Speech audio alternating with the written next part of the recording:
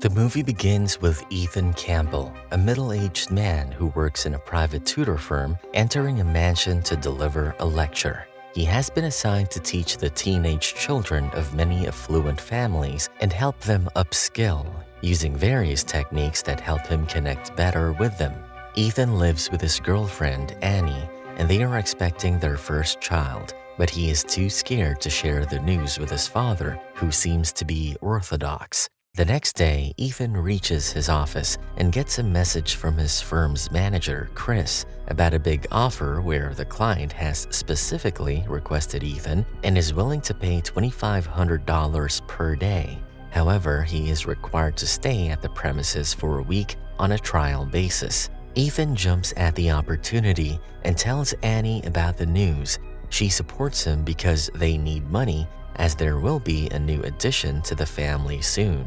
Days later, Ethan gets escorted to an upstate mansion where he meets Jackson, the teenager he's going to tutor for the entire week. Ethan starts by giving Jackson a test so he can assess his knowledge of the subject. He gives Jackson 25 minutes to finish and, in the meantime, tours the house. While looking around for a signal, Ethan meets Jackson's cousin, Gavin, sitting with a young girl.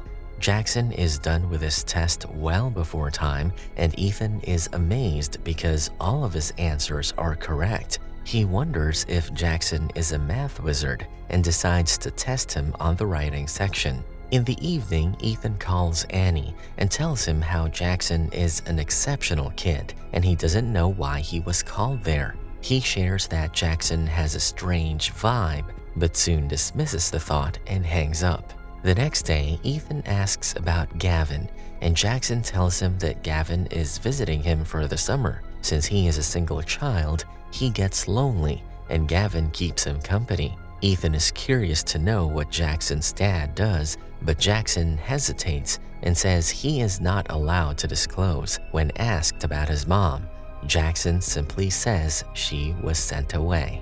It is now Jackson's turn to ask questions, and it gets uncomfortable when he asks Ethan if the child was planned and if he's concerned about the child's legitimacy since the child is out of wedlock. Ethan is baffled that Jackson knows such personal details about him. However, he keeps his composure and asks him to focus on his studies. Ethan likes to photograph and would click pictures whenever he gets a chance. Jackson observes it and asks Ethan to take his picture one day after he's done with his test. Ethan is reluctant, but Jackson convinces him and Ethan takes a picture of him. Jackson then declares the rest of the study session cancelled and asks Ethan to quote a price for fulfilling his request. Gavin suddenly comes in and helps Jackson convince Ethan, and finally, Ethan agrees after they bribe him with $5,000. That night, while Ethan is reading in his room, Jackson appears at his door and asks if he can come in. Ethan allows him, and Jackson apologizes for lying about his mother. He explains that she was not sent away, but she left. Ethan asks Jackson to sit, and Jackson goes ahead and places his head on Ethan's lap. He starts disclosing that his father has never liked him, and now that he's older, he feels he is not living up to his expectations. Seeing Jackson cry, Ethan also divulges about how his dad is a racist, a drunkard with anger issues, which is why he hasn't told his dad about the baby. He also tells Jackson that his mom took off when he was 10 because she couldn't handle being with his dad, which took a toll on Ethan. He tries to placate Jackson by saying that his father loves him and probably has a strange way of showing it. Jackson suddenly gets up with a smile and claims that Ethan must be a special person because he listens. He leaves and Ethan gets frustrated because he sees a shadow running and realizes they are being spied on. So he locks the door after Jackson leaves. The next day, Jackson comes to invite Ethan to have dinner with him and his father, as it will be their final session. Ethan is still upset about last night's events and makes it clear to Jackson that he is his tutor and not his friend. After packing his belongings, Ethan feels he was rude to Jackson before and goes to apologize to him, but he can't find him in the house, so he reaches Jackson's bedroom where he finds Jackson's laptop lying open on the bed. Suddenly, something on the laptop catches his attention and he sees photos, secretly taken pictures of him. Some of the pictures have Annie's face crossed out. Ethan is petrified but decides to leave things as it is.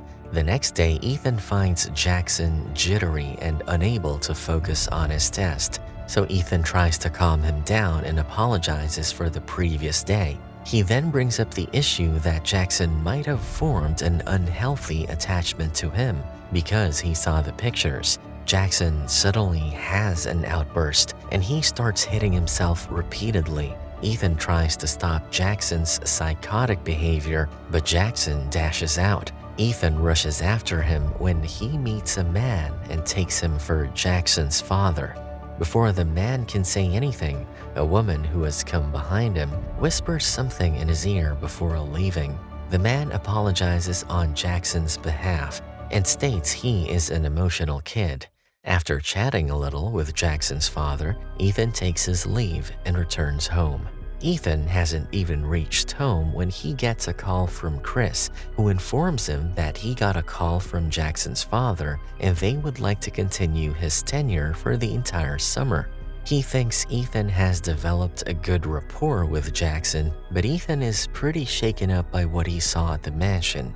However, when Chris tells him they have tripled his day's rate, Ethan reluctantly agrees. That night, Ethan and Annie are out with friends at a restaurant for the gender reveal celebration. They start talking about Ethan's experience as a tutor for the rich, spoiled kids, and now drunk, Ethan rants about Jackson. He tells his friends that Jackson is obsessed with him and how creepy his experience has been with him when Jackson appears in front of him, heard him say all those things about him. Jackson looks distressed after hearing Ethan speak about him in such a way. Nevertheless, he greets him and Annie and clarifies that his family owns 3 buildings in that place, so he usually hangs out there on the weekends. Later, while returning home, Annie is upset with Ethan for embarrassing her and himself because of how immaturely he handled the situation. She further says he almost resembles his dad when he belittles people when he's drunk. The next day, Jackson calls Ethan to let him know about the change of plans. He tells him the study session will be conducted in his townhouse. Ethan tries to apologize for what he said last night, but Jackson hangs up abruptly, saying they'll talk later. Ethan is dropped off at the townhouse by Jackson's chauffeur, and he enters but finds nobody in the house.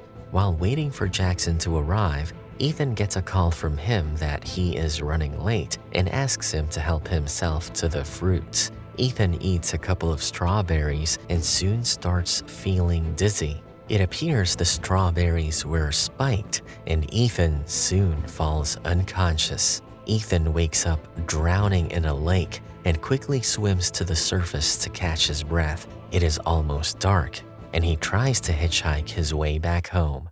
Once he reaches home, he narrates the entire incident to Annie, who refuses to believe that his student drugged him and tried to drown him. Annie reminds him that he missed the doctor's appointment and a woman called for him, but she wouldn't talk to Annie. In his earlier years, Ethan was a strong, independent womanizer, and a woman calling for Ethan doesn't paint a good picture for him, which is why Annie even had a GPS tracker in his phone because she still had her suspicions. The following day, while developing the negative reel of the camera, Ethan finds pictures of him with one of Gavin's female friends, making him look like he cheated on Annie. That night, the couple reconciles, but Ethan hides the information about the pictures from Annie. Things take a turn for the worse when, the next day, Ethan gets a call from Chris, who informs him that Jackson has canceled the rest of the session and has accused Ethan of abusing him. He has even complained about Ethan's promiscuity with his female friends and mentions the pictures. Ethan tries to explain himself, but Chris ends up firing him. Ethan is forced to look for another job, and while walking around the city, he spots Jackson and Gavin loitering around. Ethan rushes to confront Jackson and threatens dire consequences if they don't stop messing with his life. Ethan has had no luck finding a job, and to add to his woes, he gets called in by the police, who have found a forged video of him beating up Jackson in an alley. What's worse is that Ethan sees Jackson crying and Annie consoling him at the police station. After returning home, Annie voices her concern and asks Ethan about her connection with a woman named Rachel Platt. She tells him that Jackson told her at the station that his mother's name was Rachel Platt, who was murdered about a decade ago, and that he is worried about Annie, fearing Ethan might hurt her too. Ethan looks stupefied and finally confides in Annie. He tells her that he had a fling with Rachel and she had taken her life.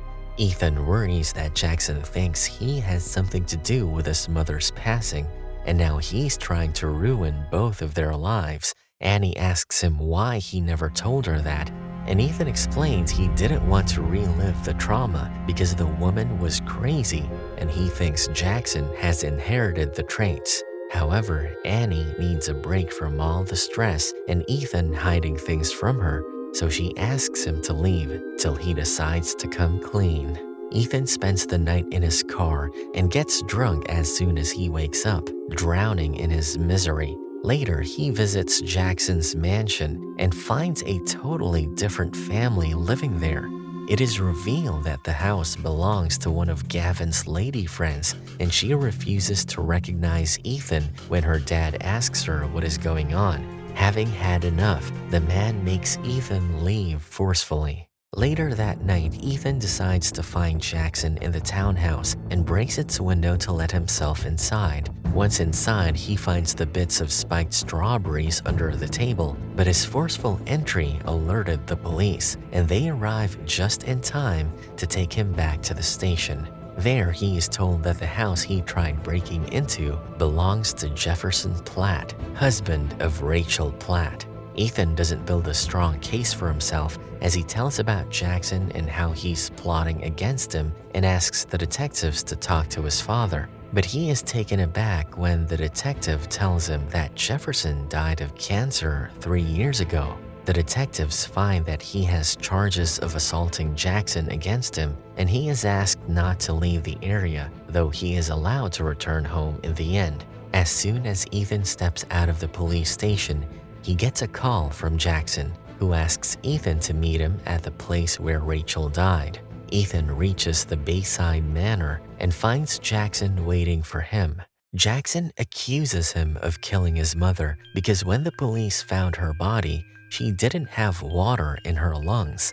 He narrates that her head was slammed onto the dock so hard that the wood cracked, and the police had determined that it was the spot on the dock bridge where Rachel had died. This was all put on a confidential report, and his father got a copy. Jackson walks inside and Ethan follows, swearing he had nothing to do with his mom's death. But before he can say anything else, Gavin knocks him out by striking him with a fire poker. Meanwhile, Annie gets concerned about Ethan and checks his location on the GPS tracker. Ethan wakes up to Jackson and Gavin discussing their plan. Once they realized he has gained consciousness, Jackson tells Ethan that the autopsy of her mother showed she was pregnant with a baby boy, and he is sure Ethan was the father because Rachel and Jefferson were not sleeping together. Ethan starts crying when Gavin threatens to kill him and agrees that he was with Rachel the day she died, but sticks to the story that after he ended their relationship, she went hysterical because she loved Ethan and didn't want him to leave. Jackson is disgusted by how Ethan can spew lies on their faces and begins reading Rachel's diary that she left behind, in which Rachel had written that Ethan seemed unstable and she was scared of him. With tears in his eyes, Jackson asks Ethan to confess his crimes. As Jackson continues reading about their pathetic state of affairs, Ethan snaps and reveals his true psychotic self. He starts laughing and suddenly attacks Gavin while Jackson runs upstairs. With a murderous rage, Ethan kills Gavin and chases Jackson through the manor. Finding the opportunity, Jackson manages to sneak outside and Ethan tails him. Jackson hides in the manor's boatyard where he also finds a gun. It is there that Ethan corners him and finally confesses to killing Rachel. He adds that he saw her take her last breath and plans to do the same to Jackson.